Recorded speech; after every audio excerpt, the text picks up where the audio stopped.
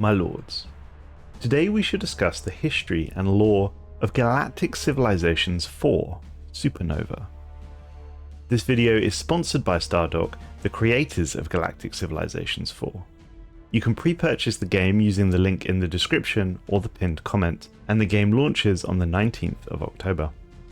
Pre-human history.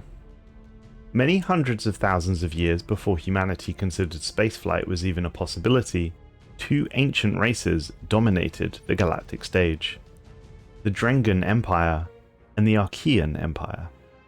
Both empires were at a similar technological level. They explored the galaxy at sublight speed and often used mechanical probes. However, upon contacting one another, a mutual research program began in an attempt to overcome the limitations of sublight travel. Pooling their knowledge, the two great civilizations invented a city-sized device called a Stargate. These Stargates allowed ships to travel great distances, far faster than the conventional propulsion they currently used. However, in order to operate, two devices were required. They operated as a network. If one device was turned off or destroyed, the other would be effectively useless.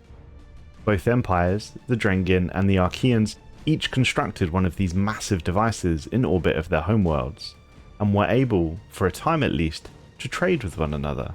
Peaceful cooperation, it would seem, had its benefits. However, the Drengin were not to be trusted.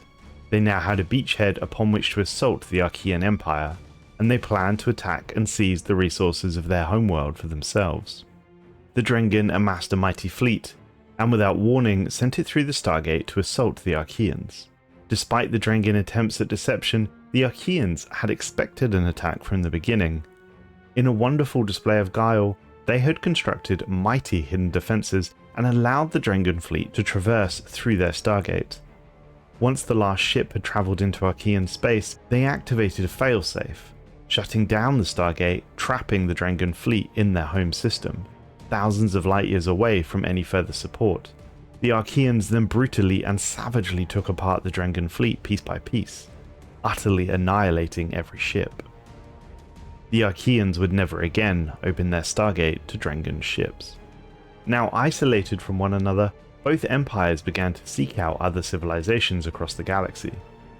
The Archeans came into contact with a species called the Altarans, a species of beings quite unlike themselves, but they were still advanced enough to follow the probe's instructions and construct their own Stargate.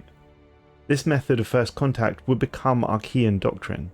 They would seek out other like-minded peaceful civilizations, confirm their intentions, and only then send them plans for construction of their own Stargates.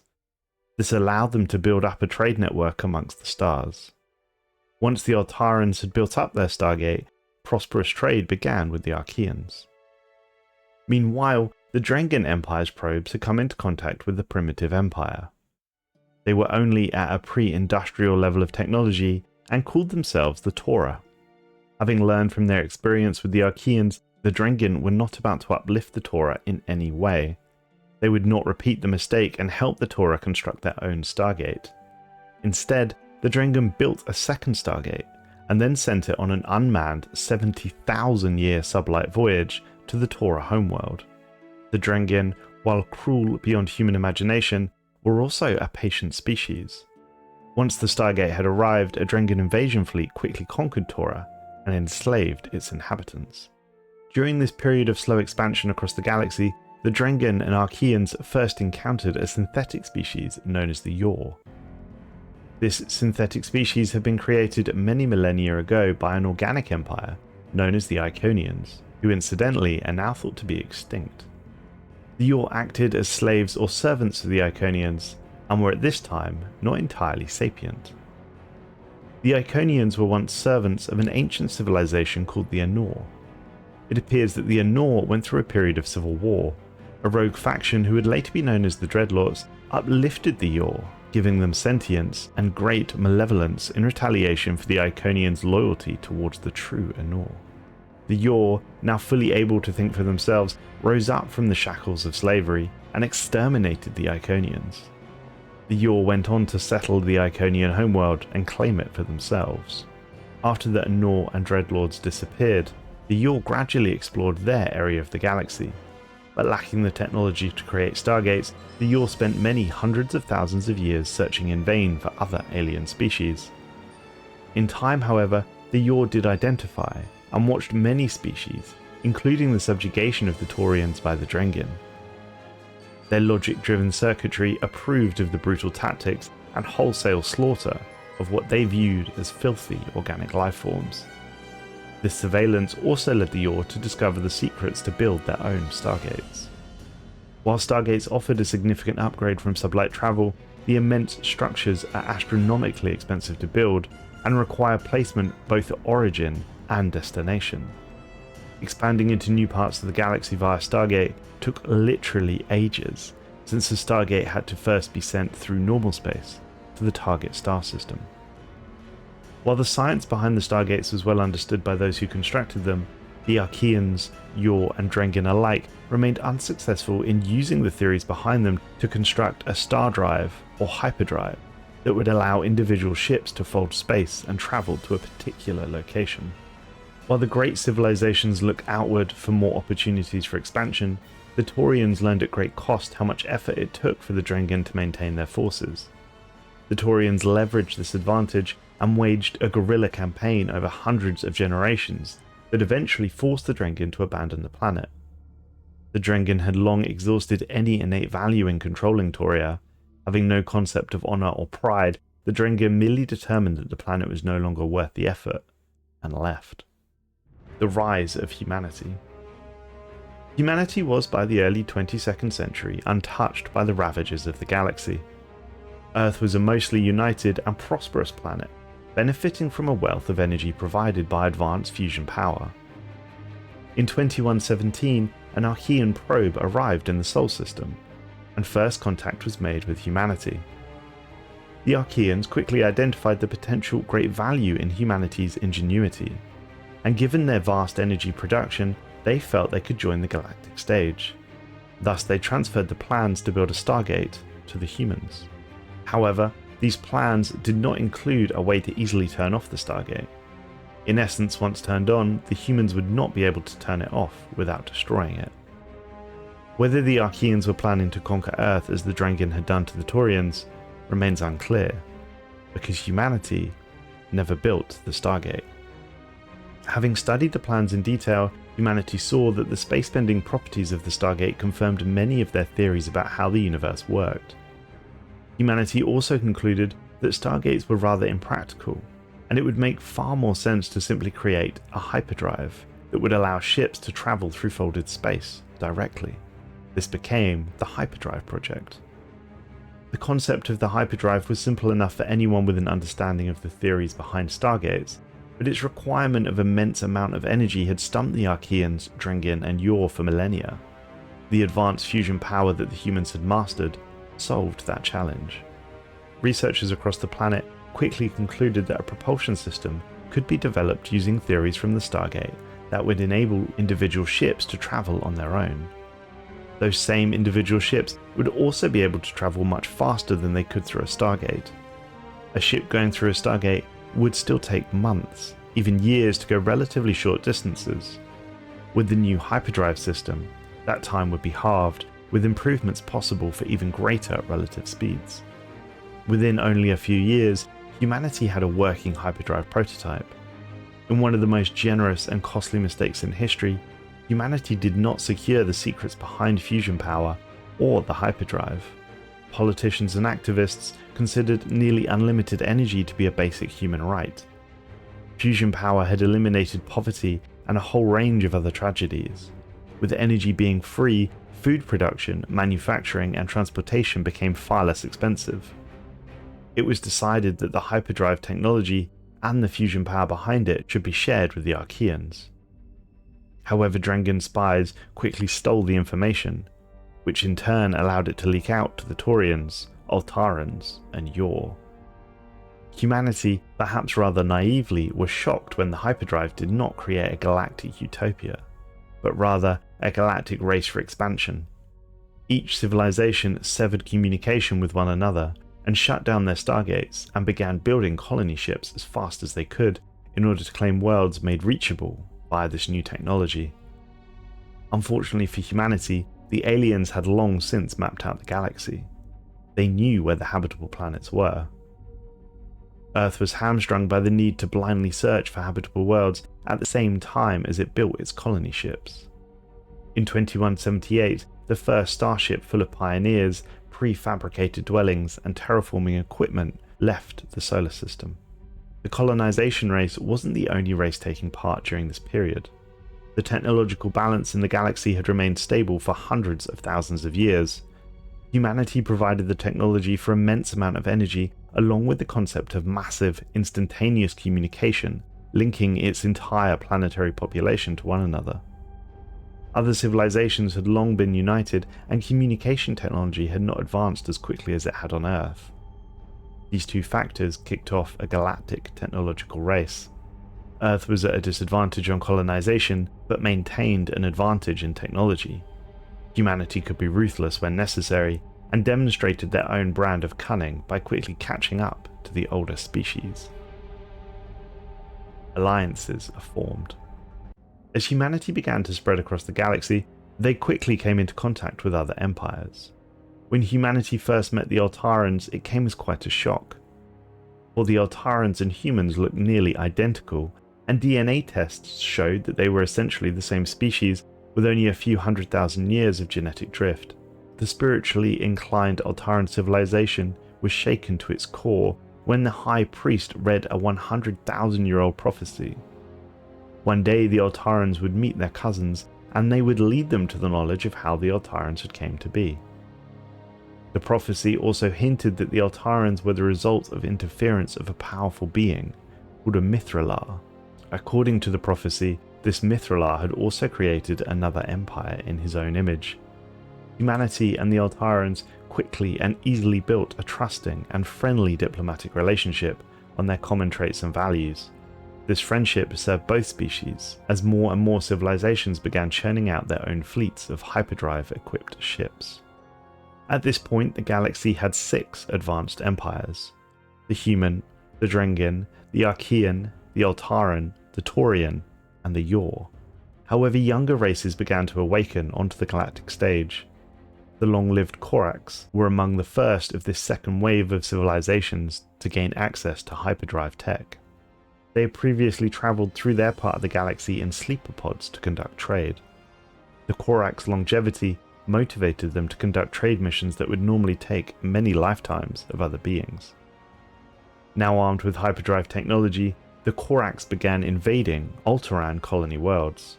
The Altarans and the humans worked together to drive the Corax off these planets, but the Corax actions did not make sense unless someone was behind it.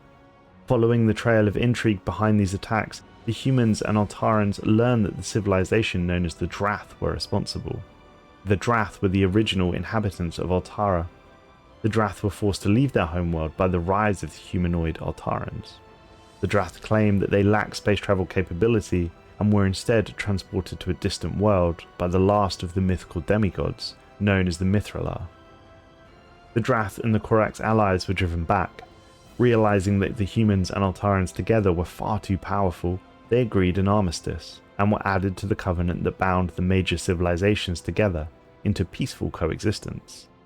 This now counted 8 member factions. The Drengin Menace. The Milky Way was a large place, but nevertheless it would appear that there were relatively few habitable worlds within it. As empty habitable worlds for colonization became fewer and farther between, the military-minded Drengin became more restless for conquest. The Drengin determined that the Terran Alliance and its colonies were the best candidate for conquest. The Drengin assumed wrongly that because the humans were presenting themselves as benevolent diplomats of the 8 major civilizations, they were cowardly and weak. This mistake would have tragic consequences. In 2215, the Drengin discovered an incredibly malevolent pre-spaceflight species called the Zendar. The Zendar had recently fought a world war to unite their planet under the rule of a tyrant. Throughout their history, the bloodthirsty Zendar had focused much of their cunning on inventing new ways to kill things. The Drengin found kindred spirits in the Zendar, and the feeling was mutual. The Drengin quickly upgraded the technology of the Zendar and helped them construct hyperdrive-enabled fleets. The Drengin goal was to use the Zendar as shock troops. allowing them to soften up humanity sufficiently for the Drengin to move in for the kill. The Zendar, for their part, would gain access to several human colonies that were near the Zendar homeworld. However, the aliens underestimated humanity's military prowess.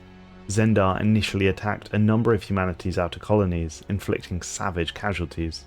Humanity responded to these unprovoked attacks with a bloodthirsty vengeance that startled even the Drengin. The end result was the total annihilation of the Zendar civilization. Humanity destroyed them piecemeal. Ships were hunted down, and their homeworld was bombed into a barren world from orbit. What's more, humanity used their vast diplomatic strength to play off the entire situation as self-defense.